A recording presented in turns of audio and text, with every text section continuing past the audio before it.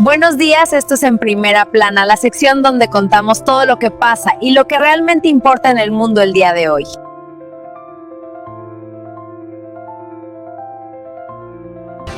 Trump vuelve a Davos no como invitado, sino como arquitecto del nuevo orden mundial. Donald Trump no regresa a Davos para escuchar. Regresa para dictar. Tras ausentarse en 2025, un año en el que el Foro Económico Mundial intentó reivindicarse como espacio de consenso global, el presidente estadounidense llegará este lunes 18 de enero con un séquito que incluye a Marco Rubio, J.D. Vance y altos mandos del Pentágono, dispuesto a anunciar lo que ya muchos consideran un hecho consumado: Estados Unidos ya no negocia el orden internacional, Estados Unidos lo impone. Y su primera pieza estratégica es Groenlandia. Mientras la primera ministra danesa insiste en que cualquier decisión sobre el futuro de la isla debe resolverse mediante referéndum, Trump ha respondido con una frase que resume su visión geopolítica: ¿ellos eligen? No. Yo elijo. La ironía es brutal. Estados Unidos ya posee la base militar más grande del Ártico en Thule, pero ahora quiere soberanía plena. Y no por capricho, sino por control de minerales raros, rutas marítimas emergentes y disuasión contra China y Rusia, cuyos buques, según Washington, rondan Groenlandia como lobos hambrientos. Europa, dividida entre el temor y la impotencia, observa cómo su aliado se convierte en su mayor amenaza existencial. Francia, en un gesto casi teatral, anunció que abrirá un consulado en Nuuk, la capital de Groenlandia, el 6 de febrero. Pero como bien señalan los analistas en Bruselas, un consulado no detiene una anexión. Solo sirve para servir croissants a diplomáticos congelados.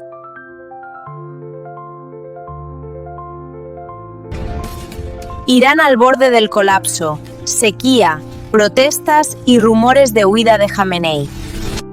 Teherán ya no solo arde en las calles, se hunde bajo los pies de sus habitantes. Con los embalses operando al 5% de su capacidad, el nivel más bajo en 60 años, el régimen enfrenta una crisis hídrica que ha desencadenado una ola de protestas en más de 40 ciudades.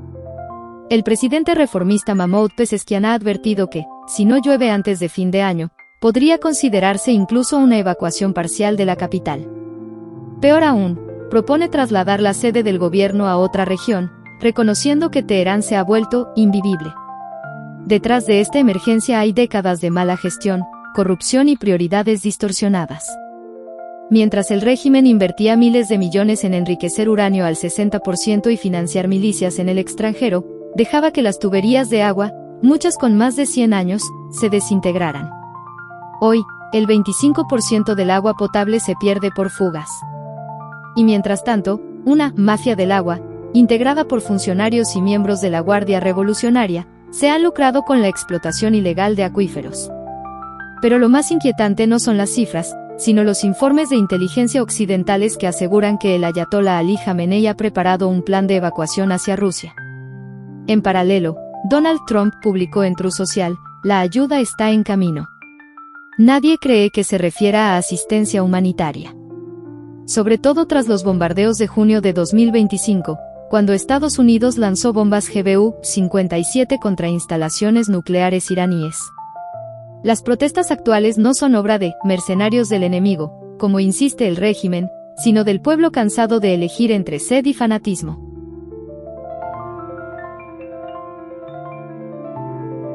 La OTAN enfrenta su peor crisis existencial. ¿Quién protege a quién? Mark Rutte lo dijo con crudeza: nunca hemos vivido un momento así. La Alianza Atlántica, creada para defenderse de amenazas externas, hoy se desgarra desde dentro. Si Estados Unidos, su pilar fundacional, se comporta como un depredador más que como un protector, exigiendo Groenlandia, amenazando a aliados y actuando unilateralmente, ¿qué queda del principio de defensa colectiva?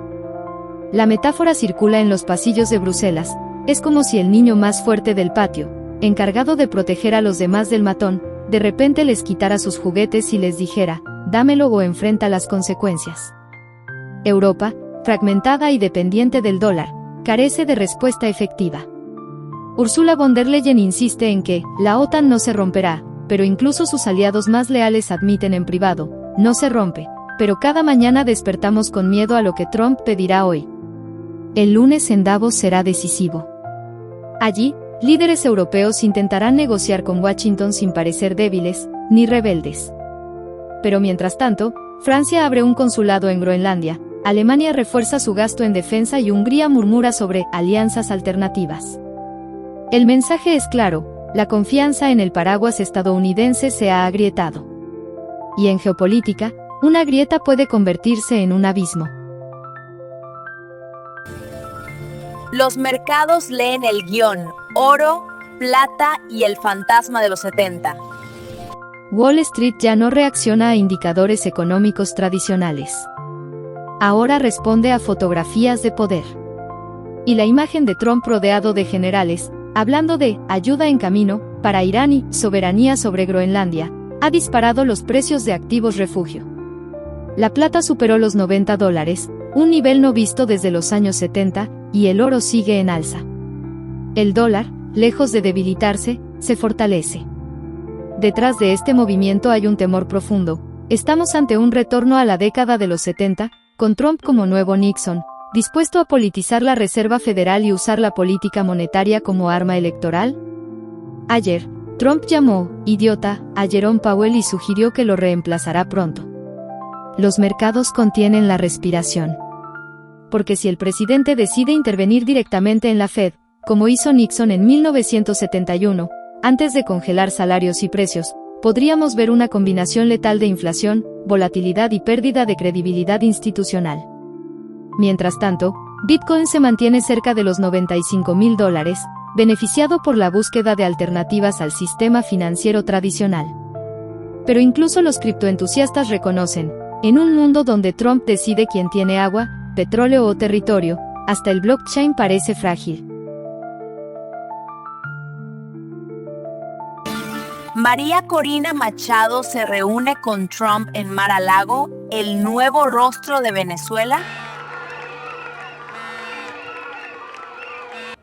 Nuestro objetivo es lograr en el plazo más corto elecciones presidenciales adelantadas con un Consejo Nacional Electoral confiable, que respete la soberanía popular expresada en el voto. En una jugada que ha sacudido tanto a Caracas como a Washington, la líder opositora venezolana María Corina Machado se reunirá esta tarde con el presidente Donald Trump en su residencia de Mar-a-Lago, en Florida. Fuentes cercanas al equipo de Trump confirmaron que el tema central será la transición democrática en Venezuela post-Maduro. La imagen de Machado, inhabilitada por el régimen chavista pero ganadora indiscutible en las pasadas elecciones fraudulentas en Venezuela, sentada frente al hombre que acaba de ordenar la captura del expresidente venezolano, es profundamente simbólica. Hasta hace pocas semanas, muchos en Washington dudaban de su capacidad para articular un gobierno de transición. Hoy, parece estar siendo posicionada como la interlocutora principal de Estados Unidos en lo que podría ser la reconstrucción institucional de Venezuela. Pero las preguntas superan las certezas. ¿Está Estados Unidos preparando un gobierno provisional con Machado al frente? ¿Qué papel jugarán Diosdado Cabello o el general Padrino López, aún en Caracas pero bajo estricta vigilancia? Y sobre todo, ¿aceptará la población venezolana a una figura tan polarizante como Machado, cuya agenda liberal y cercanía con Washington despiertan recelo incluso en sectores opositores moderados? Mientras tanto, en Caracas, el silencio es ensordecedor. Delcy Rodríguez publicó anoche un vago mensaje en su red social sobre diálogo soberano, pero ya nadie cree que Venezuela tenga margen para negociar soberanía. El mensaje real llegó desde Florida. El futuro de Venezuela ya no se decide en Miraflores, sino en Mar-a-Lago.